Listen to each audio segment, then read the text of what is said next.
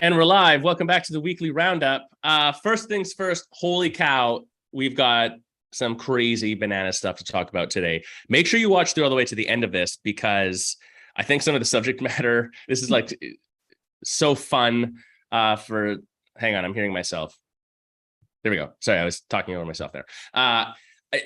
There's like a lot has gone down in the last week or two here, not only in the YC, just in the world that affects yogapreneurs. So we'll be talking about some of that today. And I think Terry's going to kick us off in a second. But first thing that you'll notice is the Yogapreneur Collective private network that we have here probably looks just a little bit different. And we are going to continue to adjust it because the platform that we use has updated. Actually, the reason that we switched to this specific platform was because of this update. It took them 2 years. So, 3 years ago, I didn't move because it wasn't ready. Then we moved thinking this platform was going to update faster. Now the update's finally here. So that doesn't really affect you guys in such a massive way just yet. We'll be tweaking some things, but the major difference that you're going to notice right away is we have been posting into categorized topics that still exists, but rather than it being topics, they are now hashtags, just like everything else. And you are able to search the hashtags and bring up everything associated with that. More information coming on that, but just if you're like tripping out and you're looking at this and like, oh my gosh, we've just, the CERN collider must have done something. And now we've jumped into a different alternate reality than the one that we're already in because the Yogapreneur Collective looks different. You're not going crazy. That did happen. So not the alternate reality, the fact that it looks different. I mean, do you want the red pill or the blue pill? Also, the hashtags are the same. The topics are now the hashtags. So like you'll see when Josh gives me the link to post, Josh, it's like hashtag Weekly Roundup, hashtag staff management. So the category, the topics are still the same. We just put a hashtag in front of it and then it pops up the list as soon as you push in hashtag, the whole list pops up. So it's pretty simple. Does that mean people can create their own hashtags now? I can't answer that question yet. I don't know. I think no, I think we can create the hashtag. Like we can either have everyone create their own or we can create them as like optional hashtags to use. We do want to, regardless of what we can control or not, stay tuned. There'll be some updates in the YC on that because we do want to like keep it categorically simple for people to find things and be able to search because obviously a lot of the value in the conversation here, I mean, there's stuff from a year ago that's in here that's like still relevant today that, as coaches, we try to go back and tag people in to find or whatever, but the search functionality is really good. And for those of you who've been with the YC for a long time, we did at one point just have a Facebook group. And that was, although the Facebook group was simple in its use, one of the biggest problems with it was categorizing information for future use for you. So it was significantly less valuable because you really struggled to go back and find like robust conversations that we had. And we had a whole behind the scenes like spreadsheet system and all sorts of crap to try to solve for that. And it just didn't work. So this is actually just going to be a lot easier moving forward as well. So, all right. All that being said, Terry, give us the drama. Let's hear it. Terry's going to kick us off today. Well, some of you have known, and I've talked before that I had gone back to teaching in the summer. And when I was approached by the organization, if I was interested in teaching, I said yes. And then I asked sort of what the requirements were and stuff. And they told me, I said, great. And I did say to them straight up that I could really only commit to one, what they call it a shift, one shift a week, which my shift is 2 classes. So it was Tuesdays with Terry, hashtags Tuesdays with Terry. And I worked, pretty hard I set up my Instagram, I was promoting my classes. I attended classes. I attended every event I possibly could. I subbed whenever I possibly could. In fact, one day I showed up randomly to take a class, a session, decided the spur of the moment. I walked in and they're like, oh my God, are you here to take a session? I said, yeah. They said, so-and-so didn't show up. Can you teach the class? So I said, sure, jumped on the bike, pulled up a playlist, started teaching. Right. So again, checked all the boxes that we want of an active employee that's engaged and motivated. And yes, one night a week. So I was basically passively fired yesterday. And how I was passively fired is the new GM, who is, I know, doing really working as hard as she can, is just coming with guns blazing, for want of a better term, and has been sending out some messages that my coaching hat is like, oh my gosh, these are so bad. It's like everything that's wrong, everything, it's like no real positive reinforcement. It's like, don't do this, don't do that, but don't, all of these things. And I'm reading this going, man, if this really applied to me, I would feel like shit. I would feel just really pulled down. And so there was that. And then right on the heels of that, it was, BTW, beginning February 1st, we have a new policy that all instructors must teach a minimum of 2 shifts per week. Given my schedule and the fact that one of my boundaries is I'm not teaching on the weekends anymore. I'll sub, but I'm not going to commit to teach on the weekends because I did that for 20 years, right? And I'm old enough that I don't have to do that anymore, as I'm not going to teach a 6 a.m. class. So and they said, if this is an issue for you, please let me know, DM me privately. So I sent her a message and I just said, hey, I said, I saw the new policy and I said, I'm not going to be able to commit to more than one session a week. If you'd like to keep me on the sub list, that'd be great. Otherwise, it's been fun. And it's just like, to me, and here's the other thing that's interesting about this is that the lead instructor, who I think teaches like 3 shifts, which equates to about, a shift is for, it's like 9 classes, right? Is leaving at the end of this next week. So they've got to cover all her shifts, and they just sent an email out and have been posting looking for instructors. So they're losing a key instructor, they're looking for instructors, and they just de facto fired. There's 3 of us, all professionals, all with full-time job, one of who's about to become a dad for the first time. And it's like, now they're going to be down 3 more people. So it just is a very interesting policy. And I know sometimes we want to have people teach more than once a week. And at the same time, if you have someone that's teaching once a week and is all in, why would you do this? Okay, let's just chat about it. I was just going to ask, this sucks, first of all. Sorry that happened. Do you think that you would have felt differently about the policy if it were communicated in a different way than like a PS on an email? Yes. Oh, absolutely. Absolutely. It's like, it would have been, I did. I mean, and I get it from the coaching perspective and understanding. And as a former studio owner, that there's an expense to have employees. I get all that. And at the same time, as a human being, I was like, fuck you. Right. I was like, I've done everything you've asked me to do and more. I felt defeated by it. Yeah. I have a pretty strong sense of ego and self-confidence. Yeah, I had a little boo-boo lip for a few minutes and fired off an email to one of my BFFs and like,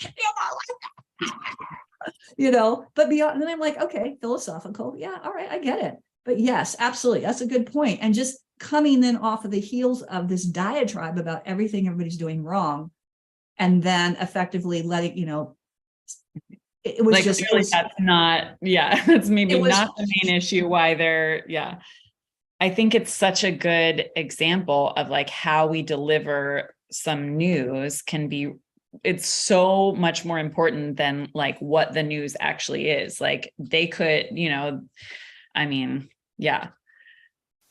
have to do what you have to do for your business decisions. And maybe she was not in charge. Maybe she's not the owner of the chain. Maybe that was like a company policy handed down from above. But like the way that you handle those things is always up to you and always so, so important. Josh, you had your hand up. Yeah, I was just going to say, clearly communication is of the utmost importance in any successful business. But, I always think about this concept. I had a mentor years and years and years ago. And there's actually a few people on like TikTok and Instagram Reels that do these skits that are based off of this concept now. But he talked about the difference between old money and new money, or like now we would describe it as like rich and super rich.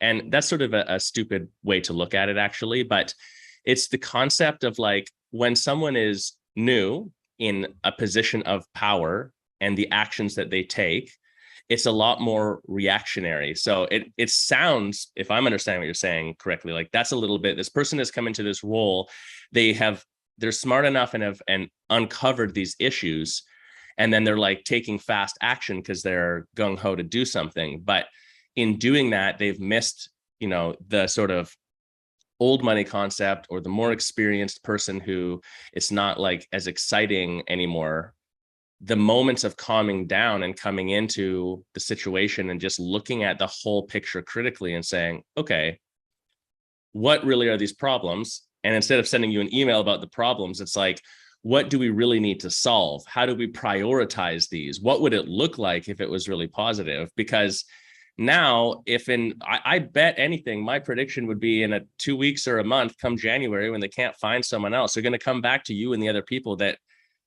don't abide by this rule and be like, well, but we need you. Can you teach?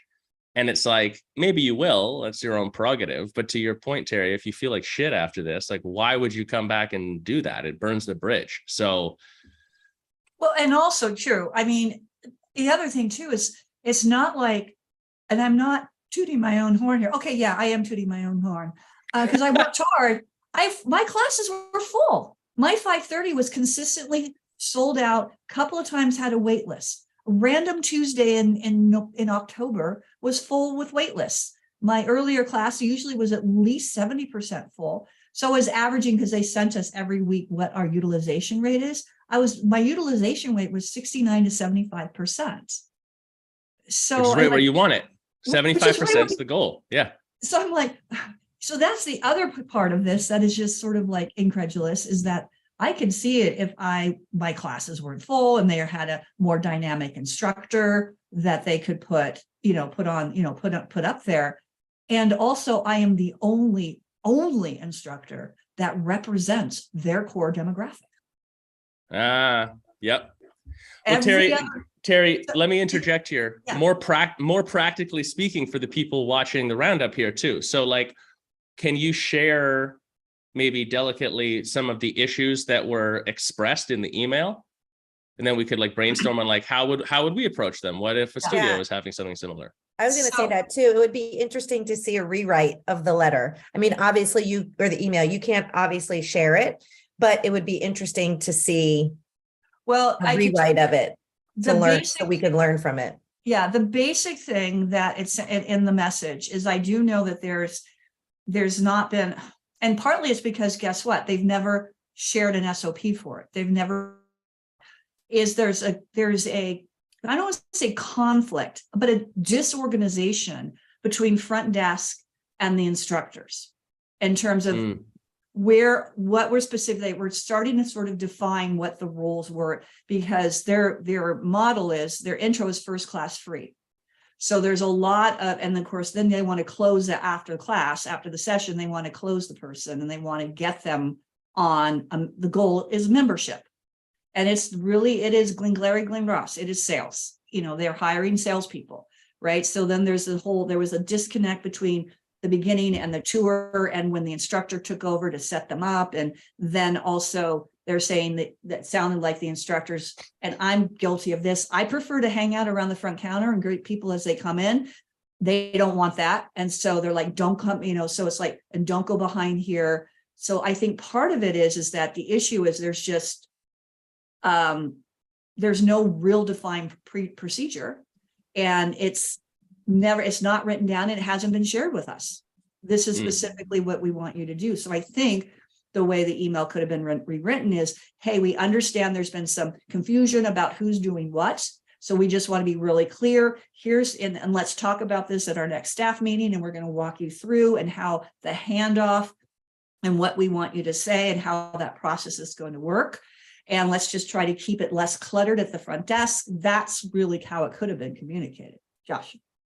Yeah, I know. So if I'm understanding what you're saying, the issue that they're highlighting is there is a lack of clarity. Like people are stepping on each other's toes at the front end of house. Yes.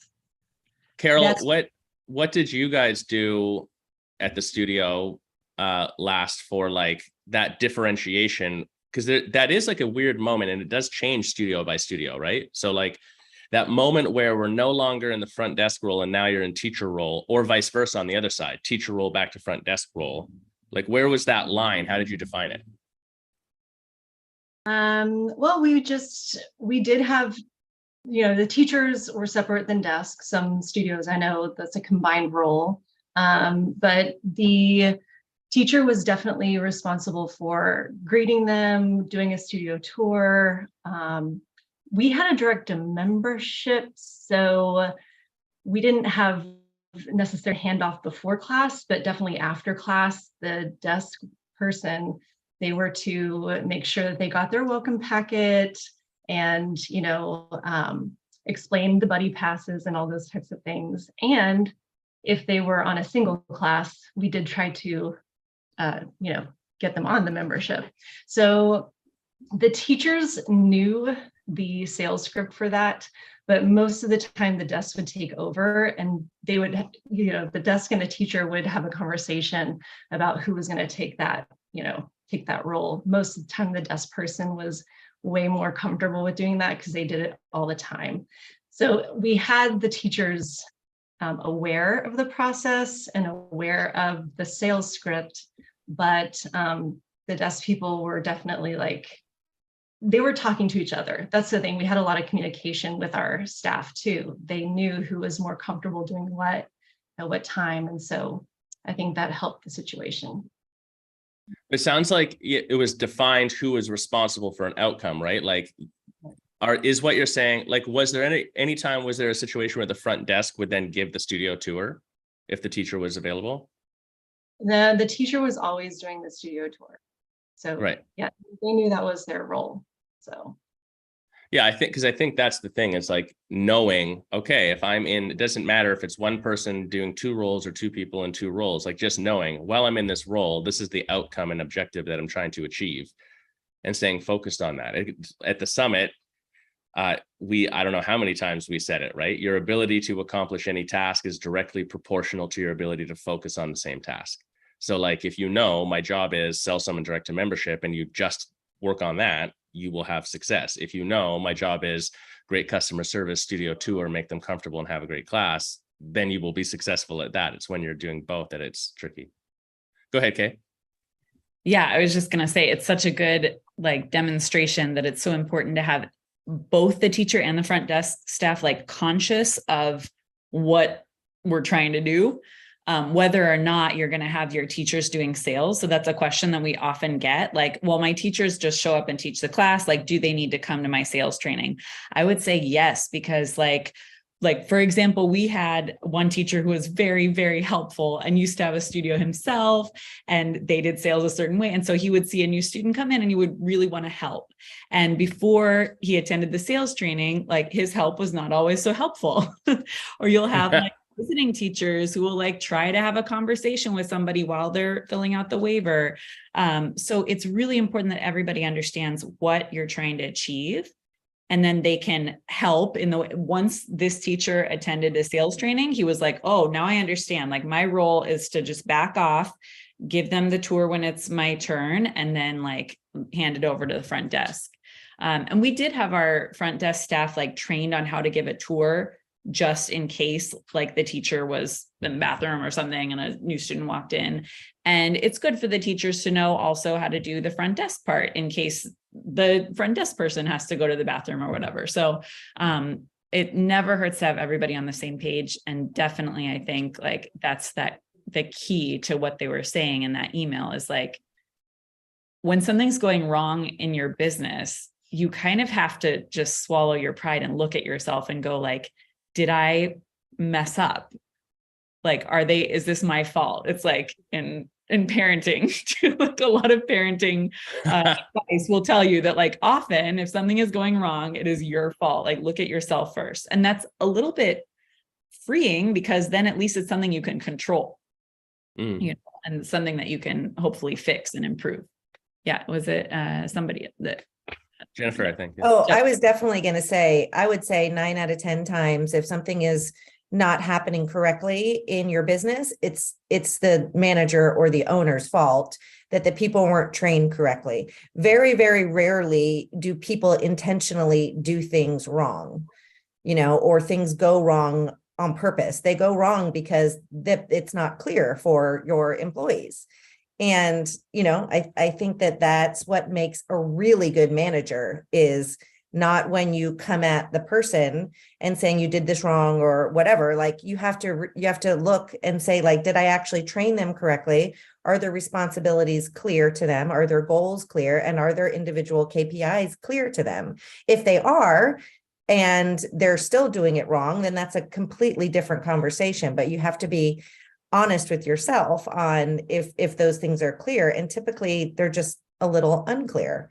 And so it's a great time of year to think about your first your first staff meeting in January. It's a great time to refresh things, to go over if any policies have changed or anything that you want to be really clear with. I was working with a coaching client yesterday, and she has several studios. And so she has a leadership team, and she is kind of like redoing their Monday, like their stand-up meeting, their quick meeting on Mondays that takes 20 minutes.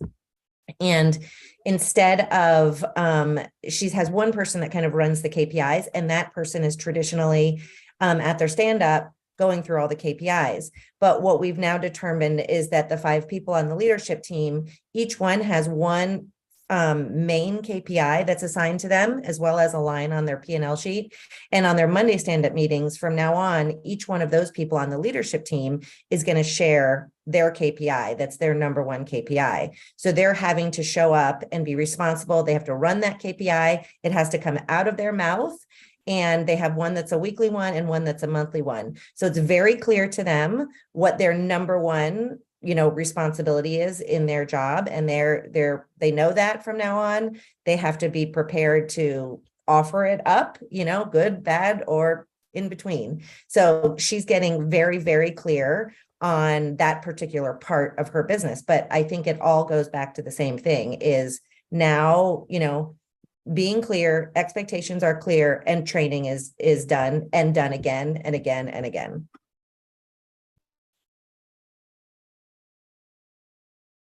Teresa. Out. I wanted to just bring up the point too, that when you as a business are deciding on these policies, like Spenga decided to implement this new policy that you had to have 2 shifts per week. And so I know one of the very first studios that I ever taught at had a policy where you had to teach at least 2 or 3 classes a week. I can't remember which. And the idea was that they wanted the clients to have the opportunity to take a class with an instructor more than one time a week, so that a relationship could be formed there. And so if you want to implement one of these policies, be really clear on what are the goals for implementing the policies, but then also be really clear about, will this policy work in your business? Is this the best way to achieve this in your business? Because I have seen businesses that are in like really small rural areas, and it's more difficult for them to get instructors. And then if you implement a policy like this, then you could be eliminating really good instructors from your teaching staff, just because they don't have room in their schedule. And so just like in this example, they lost a really great instructor that had really packed classes, Terry, and then it sounds like a couple other instructors, that's, not a great thing. And so instead of just having an overarching policy, you have to teach this many shifts, you could behind the scenes manipulate things so that if you could pick between 2 instructors, maybe you pick the one that can teach twice a week instead of once a week, and things like that behind the scene, but you don't have that strict overarching policy. You can play around with it a little bit. Okay, Yeah, Josh, I don't know.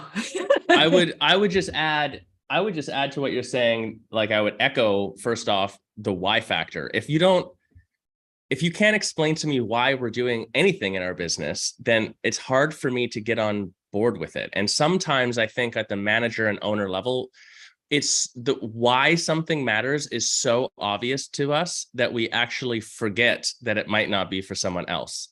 Right? Like, I mean, it's like a really experienced yoga practitioner who's been practicing for decades and is a teacher or whatever else, like they might forget what it's like when you're on your first day and you're saying, do it exactly this way, because from the practitioner standpoint, they're like, well, I don't like doing it that way. And like, why does this matter? They don't have the bigger perspective. So same thing in business, really iterating the why.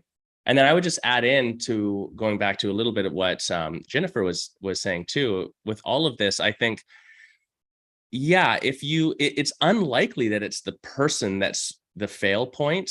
That's possible, but the truth is you'll never need to uncover that by doing any action other than training. Like when you sell your vision of what you're trying to create to someone and you train them on your standard operating procedures and you role play it through and you spend the time making sure that they have the resources and everything to be good, and then something's not happening, I promise you, like, it will just organically fall out by itself. The people who are not in with you, or the people who are purposefully not doing it and dropping the ball because they don't want to do it or they don't believe in it, like that will just come out on its own.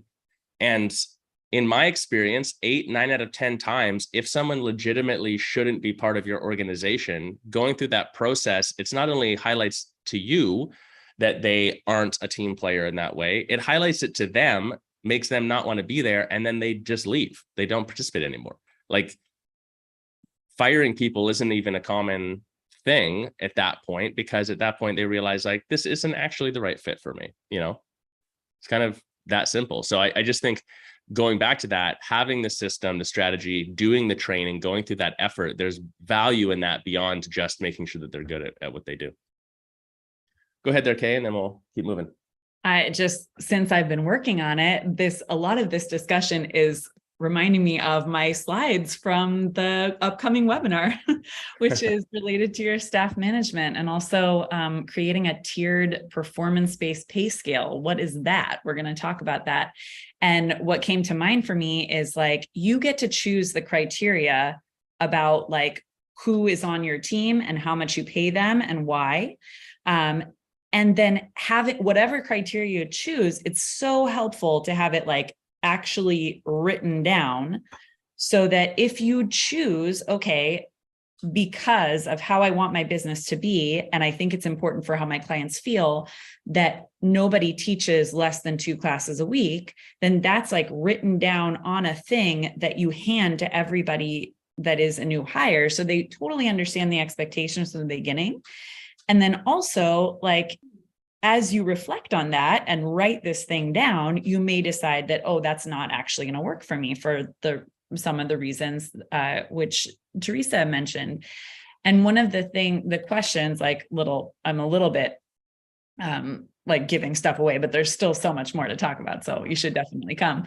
But one of the pushbacks that I have often heard from studio owners on creating like a really structured and clear pay scale from the beginning, rather than leaving it kind of up to them to decide as needed, is that, well, I can't, like, I have these instructors who they just won't teach more than this many times a week, or they just won't practice at my studio more than this often. And so then you get to ask yourself, is this a person I want to keep? Like, if I were looking at a staff that had Terry on it, and I would say, well, is this a person I want to keep? She only teaches 1 class a week, but like, look, she has 75% capacity, and she's like super engaged with the students, like her classes sell out. Yeah, I want to keep her. So I'd better write my pay scale to pay Terry well, to compensate her well. So then I can't have one of my criteria be for this level of pay that she teaches at least 2 classes a week. And then it's very clear. You don't have to make these like subjective decisions person to person or case by case. You like have it laid out because of your goals and your vision for the business. And then it's just so much less like emotional involvement and work in the moment when you have to make these decisions. So come to the webinar. We'll talk more about that. Kay's webinar has been something she's delivered different versions of a couple times this year in other circumstances, but she's really perfected. So like, this is one of the most powerful webinars you could possibly go to. And we're talking about staff management. You have to be on this next one. What's the date? It's next when? What is it? Tuesday. Tuesday. 13th at noon. Tuesday the 13th. Thank you. Tuesday the 13th. be there, be square. I don't even know what that means anymore. I haven't said that for a while. Kay, to your point too, though, I think here's the other thing that you're triggering for me is most studio owners that we speak with describe a situation where they want to have a certain personal quality of life. And an element of that is having control over your own personal time. And the way that we achieve that in most cases is through being able to delegate and simplify. So delegate so that you don't have to do all of the tasks, and simplify so that decision-making doesn't take unnecessary amounts of time, because we don't actually think about the decision-making process as the thing that eats up time, but it does. It holds so much mental space that when you like look at it over a longer time horizon, a week, a month, a year, it eats up a lot of time. Because the other thing about like quality of life and time is there's a difference between you're off on the weekend doing whatever you want, but you're thinking about your business and stressing on it, versus you're off on the weekend and you're not thinking about that and you're actually in the zone with the people you're with. So it's not just getting more hours of time. It's when you have hours of time off from your business, they're focused on the thing that's actually awesome for you, right? So to that point, what Kay's talking about with even tiered pay, that's the other like huge domino that I would say is, if you have these policies and structures in place, and if you've considered them and put in like a little bit extra effort up front to solve for the Terry situation, then that's the precursor to you being able to delegate it to someone else in the seat who's the head of the coaches or whatever else, and you not having to do it. And then if it doesn't get you the result you want, you can fix it, because it's the strategy that's wrong or the policy that's wrong, not something else, not the people involved. But if you don't have that in place, then the whole thing is all a big mess. And it sounds like, unfortunately, the situation Terry's experiencing, no shade on them, but I'm sure everyone's doing the best they can, understandably. But it sounds like they need to hire me. They need to hire me to help. They need a coach, Terry. You should tell them, be like, I know this person who's really good at coaching around these types of situations. He somehow has a little more free time lately. Yeah, and suddenly has more free time during Tuesdays at 5:30. I don't exactly classify it as free time. It's already filled up. So yeah. So hey, I wanted to take us in a slightly different direction. I know Teresa had more to add in on this conversation and sort of where I'm going to, but this makes me think of, we're coming towards the end of the year. And during the end of the year, as an entrepreneur, and I have been guilty of this myself in many situations, and as coaches, we inadvertently amplify this for some people too, where we're saying like, okay, it's the end of the year. Like, look back on your year. How did you do? What did your financials show? What are your KPI? Like, let's check in on this stuff. Plan for next year. For those of you who missed the marketing calendar workshop this last week, it was off the hook and an important thing to do. But what I wanted to bring up was just some awareness around the fact that there's this time of year where we're looking for celebrations, but we're looking at it from a pass fail standpoint.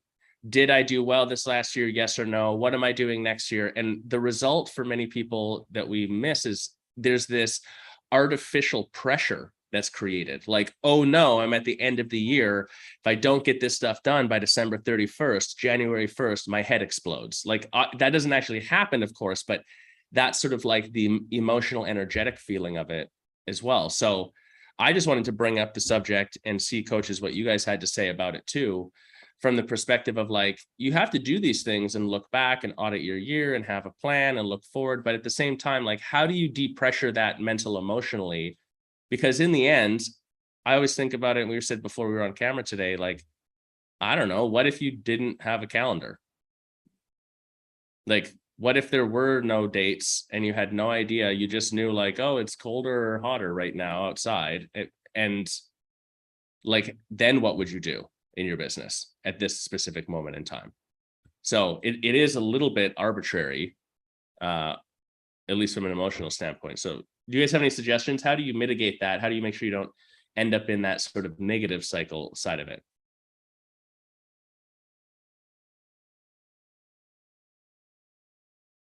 It really is just a date on the calendar. Everyone's like, shit, I don't know. I'm in it myself. What do we do? Drop. Well, I think it's a really good point, Josh, because we do attach as humans this great significance to like the first of the year, and yet it really is just a day on the calendar, right? It's just an accident of, and who decided that January 1st was the beginning of the year? It could have been, May 5th could have been decided that was the start of the year. So I think sometimes if it's good to have the goals, we talk about that, it's always good to have the goals, and yet it doesn't make you less a person or means you failed if you didn't meet the goal. Maybe the goal needed to be changed. Maybe you attained part of it. Maybe it's something that's going to take a little bit longer. A goal is simply something you're striving for. And as you said earlier, I don't know if it's on the call or before, it's like, it's not a pass fail. It's like, okay, let's evaluate. Maybe it was an unrealistic goal. Maybe, like I said, it's going to take you longer. Maybe you didn't have the necessary tools or the necessary expertise or necessary understanding to achieve the goal. And I think as long as you're striving towards something and working towards something, that in unto itself is the achievement. It's a little bit like, it's not about the destination. It's really about the journey. And journeys don't stop arbitrarily just because we say it's 2023. Because depending upon what calendar you follow, different cultures, different. I mean, in different cultures and it's not 2023. Right? In Chinese calendar, it's like year 5,000 and something. If you're an Orthodox Jew, it's arbitrary, people. We've just described a lot of parameters around it, and I think sometimes undue stress. However, at the same time, it's important to have those milestones so that we know where we're heading, particularly in our businesses and even in our personal lives, having something out there to help guide us, but not being so wrapped up in it. If we don't quite get there, it causes this crushing sense of defeat and failure. I mean, that's sort of how I like to Go ahead, Jennifer. The way that I usually manage this type of stress, and kind of how I can contain this, that can feel like it's like spilling into all of these different thoughts and emotions and all that kind of stuff. I'm a big fan of the time blocking. I've talked about this a bunch, and I work with my coaching clients on this. And I think this is a perfect time where if you have things that you're wanting to get done by the end of the year, if they're not deep work things, like there's different categories of work on my day. For some days, I need a 2-hour block where it's really deep work and I'm committed to staying at my desk for 2 hours and working on a specific project. But for a lot of things where it's things that just need to be done by the end of the year, they're just tasks. I'd have a half hour where I say, okay, here's my list of things that have to get done. I'm going to sit here for a half hour and I'm going to get through as many as I can. And when that half hour is over, then it's going to be good enough. And the next time I have that little half hour miscellaneous tasks, I'll work on it again, because it really is how we talk to ourselves and how we view what we've done and what we have to do. That is the part that really can make us feel overwhelming. And I don't know about you guys, but if I at least feel like I did something that day to get closer to these goals, or to, get one thing off my to-do list, you feel like, okay, I'm on the road. I'm not pulled over on the side, but I'm on the road going. So I think for our community that's watching, if you're feeling like that, maybe set up a half hour on Tuesday and Thursday. And during that time is when you kind of just go through these things that you feel like you need to do, the smaller tasks before the end of the year. And you'll be surprised. Just putting them in motion in that small amount of time makes change. Okay. Sorry. I love the time blocking too. I was going to say, like, a studio near us did this as a workshop around the beginning of the year too, for their students. And I think it's a really, I love doing it every year, is making a vision board. And that's like I'm really into New Year's because it's my birthday also. So it's like I make a big deal out of it, but I love it for the opportunity to reflect. Like Terry said, you need those milestones to like get you to pause and go like, okay, this is, you know, since the last time the earth was in this position, like this is what happened, you know? And so then the focus is less on like, did I or did I not accomplish from last year, but what do I want the year ahead to look like? And so, yeah, so vision boards is a really cool thing. And then I think what happens there too, is because it's artwork and you're using a different part of your brain, it's less like result oriented. I don't know, it's less specific. It feels more general. Like this is when you create this poster or whatever it is, it's like, this is what the year looks like that I want to happen. And not so much, these are all the things I have to do this year. So that may be, and it's very relaxing to like cut magazines apart and glue. Maybe that's just me, but you know, try. I like that, Kate. The other thing when Jennifer said about, you know, if you have the half hour and the tasks and stuff like that, and I've referenced this before, I think I even did at the workshop on Monday, is there's a great book out there, but the concept is simple: eat the frog or swallow that frog. So oftentimes if there is one task, and I'm guilty of this all the time, is like if there's one unpleasant thing you need to, let's face it, there are sometimes unpleasant things we need to do. And for me, it's usually centered around some type of conflict or something that is just not necessarily going well. So if you do have one of those on your list and you find yourself doing everything but that one thing, like, oh, well, I don't have time, I'll put it off to the next day, the procrastination, that actually defeats it, because then that's that albatross, right? The albatross around the neck. So if you do have something that's been hanging over you, that's like, I really got to get this done, perhaps that's the thing you tackle first off. And when you have those blocks of time, and then you get that done, and it's amazing how much more it's like, and then every time I do, it's like, why did I wait so long to get that done? It's like, I feel so much better and so much more energized now that unpleasantness is behind me. And usually it's not as bad as I think it is, right? It's like what you make up in your brain, Josh.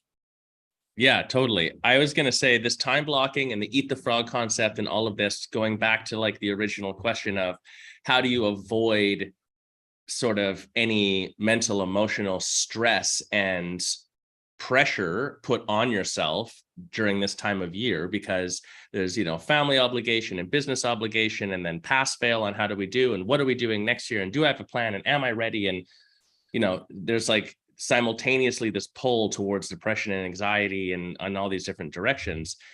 But the time blocking actually, and let me just say this, if you're not a zero inbox person, and if you're not a time block in your calendar person yet, it's not that you're weird. It's that those are weird things to do and they take time to develop. You need to be on a coaching call and have your coach, and you spend a whole call or more just figuring out that system for you. Because it would seem like that is whatever, a waste of time. It is literally one of the most valuable things you can do for yourself as an entrepreneur.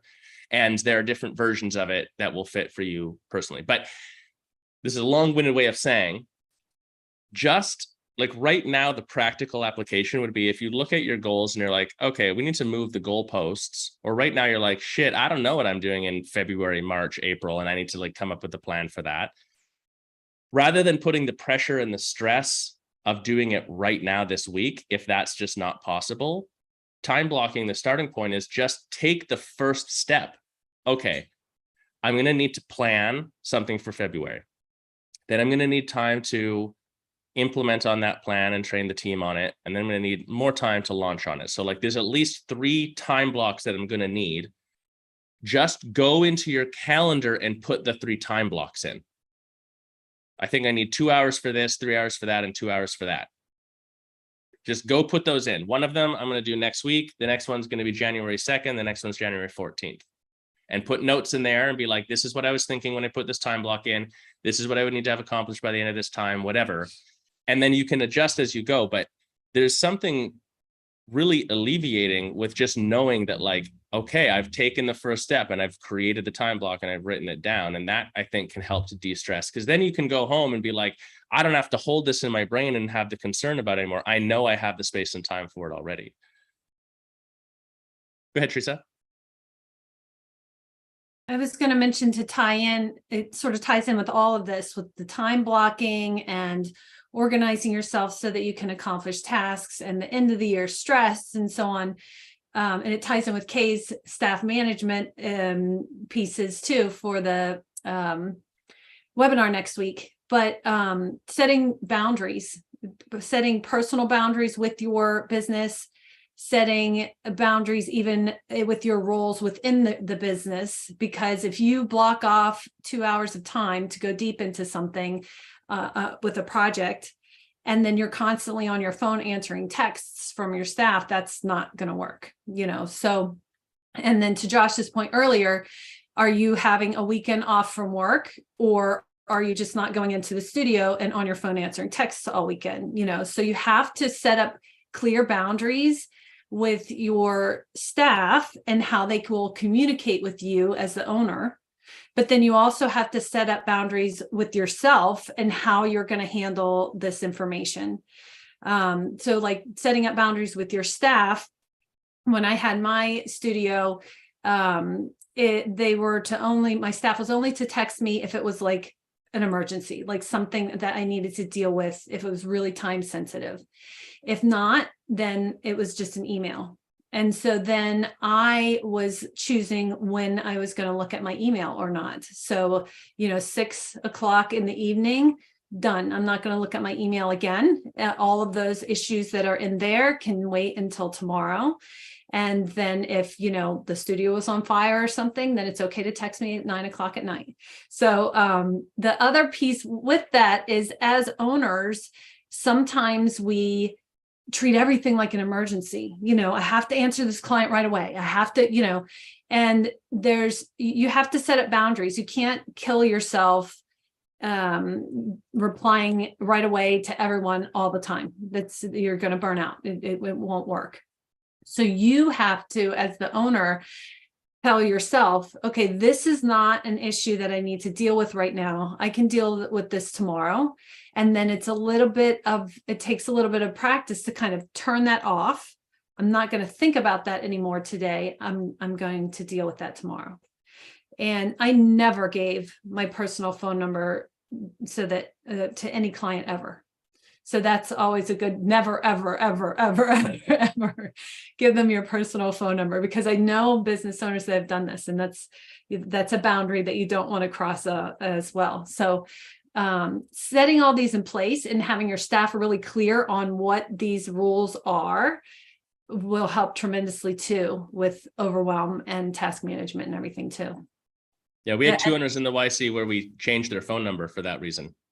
They started out and their personal number did get out there, and it was like it was an issue, and it was like to reestablish the boundaries that was necessary. So I was going to say, to your point, Teresa, with the email, and you're like establishing the boundary that you're not going to respond to emails, and then the other part of that too is then train yourself that you're not going to, as you said, not check the emails. Because I, on more than one occasion, made the mistake of looking at my email, and in both, it was a problem email, and then I tossed it. It's sort of like it's 11 o'clock at night, and then all night long this was just in the back of my brain, and it just so that's another good thing for you too, is if something comes in, and then conversely, even if it's during the day, during what you consider the time you're within your boundaries, and you get an email that sort of sets you off, a good response is a good practice is not to respond right away.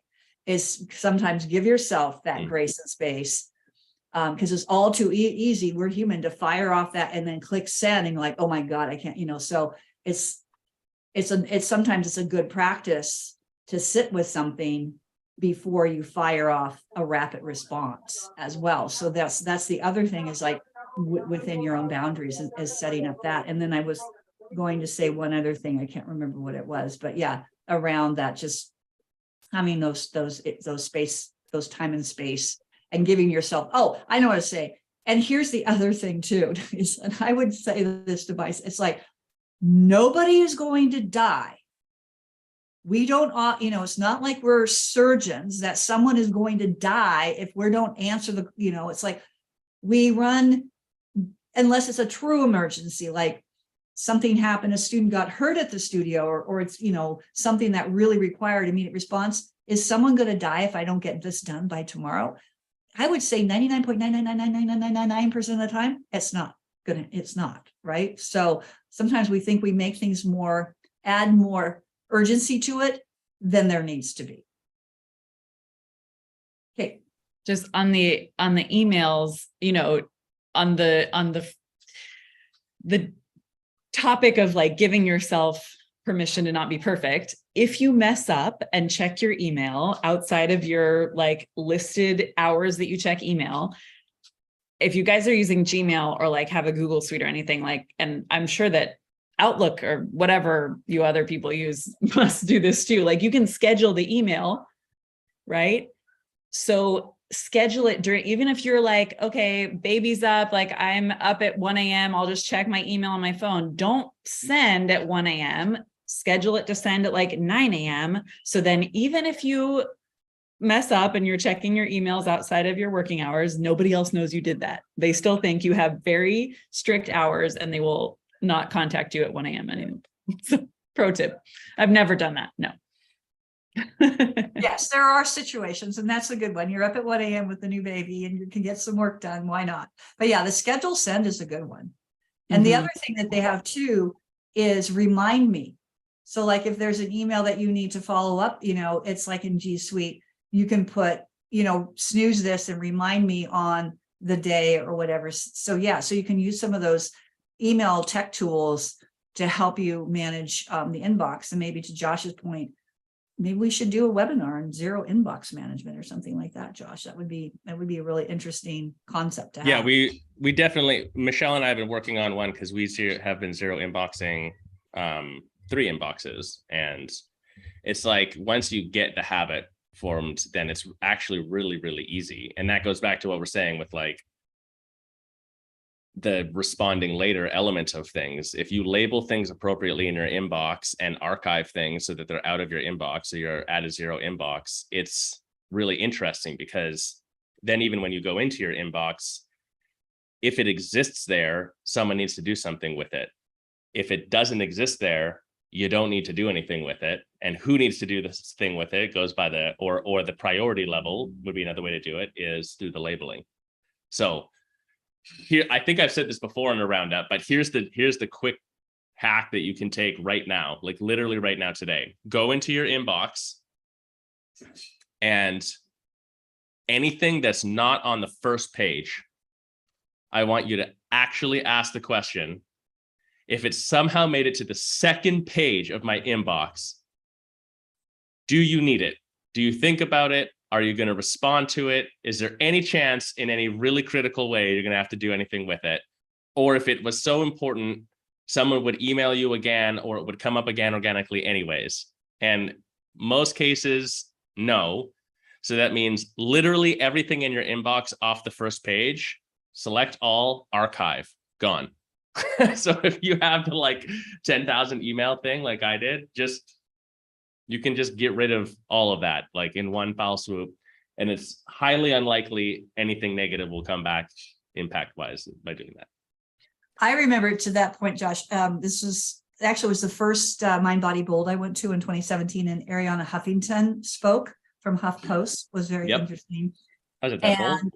Yeah, at Bold. That was the first Bold. That's when I actually met you for the first time, was at that Bold. Remember we were having a beer with Val on that. Val, I do remember. Remember that? Of course you remember that. It has to I remember all the beers that I've drunk. Yes. No, that's not true. No, anyway, so she spoke about something she used, and I thought this was brilliant. So obviously she has assistants and things like that, but if she's going out of town on vacation, her office, there was something she had, some program, and maybe it was her assistant did it, but in her out of office email responder said, I am away. And, she just said, if this is an emergency she did have someone to contact. She said, otherwise, this message will be deleted automatically. And if you can send me another email when I'm back in the office on this day. And I thought, oh my God, that's brilliant. So that way you don't come back. Unless, of course, if you have all the labels and stuff, but still, you don't have this whole bunch of emails come back. And I thought that was a brilliant thing. Is just delete the suckers right away. Yeah. Yeah, I mean, I remember her talking about that. And when we did a lot of research on inbox management, that is a suggestion that's there. It's a little bit of like, what's your flavor? Like, how many emails do you get? And what's the kind of customer service level your email provides, et cetera. But the in between, and a lot of owners that we've worked with in coaching implement this, like, just have an autoresponder always on your inbox. It just says, hey, we try to respond between these hours on these days. If you're looking to contact us for this reason, this reason, this reason, like, go here, go here, go here. So you sometimes the requirement is that you have to create more emails, but then it's like, if you're talking about memberships, like, email memberships at, and then again, even if it's just you answering all 4 of the emails that you email accounts, it's a categorization, and that is the precursor of the standard operating procedure necessary for you to be able to delegate it. So then you could give, when someone else comes into the mix, be like, cool, now you own this email inbox and are responsible for it. And it has its own criteria of response, right? Should you have to respond to every email within 24 hours? No, but like disgruntled customer service, yes. So those are 2 different inboxes then, for an example. Or you could just use labeling, but then you have to have someone perpetually managing the labels. So we're going down the rabbit hole of email inbox webinar right now. So clearly this will be a good one. Terry, put it on the list for us.